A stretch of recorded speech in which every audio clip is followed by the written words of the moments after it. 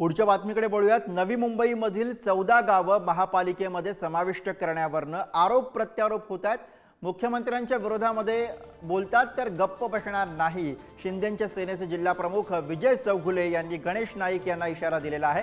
राजकीय हेतूने 14 गावांना विरोध केला जातोय अशी भूमिका चौगुले यांनी मांडली। 2007 साली कोण पालकमंत्री होता, तिथला कोण आमदार होता, ह्या सर्व गोष्टी विचारात घ्यायला पाहिजे ना। तुम्हीच सर्व होतात आणि आता तुम्हीच एकदा बोलणार तुम्ही घ्या आणि एकदा बोलणार तुम्ही नकोय। मी नव्या मुंबईवरती जर अन्याय होत असेल तर मी नव्या मुंबईच्या बाजूने आहे, माझं म्हणणं आहे। पण यांना आत्ताच का सुचलं ही गोष्ट? मग घ्यायचीच नव्हतं ना त्यावेळेस। 2016 ला का सुचलं नाही यांना? 2016 ला का सुचलं नाही? महासभेत का ठराव आणला? मग त्यावेळेस जर आपल्याकडे 7,000 करोड जमा असतील तर तेव्हाच मग 14 गावाला घ्यायला पाहिजे होता। मग तेव्हा तुमच्याकडे पैसे नव्हते तर मग घेतला का?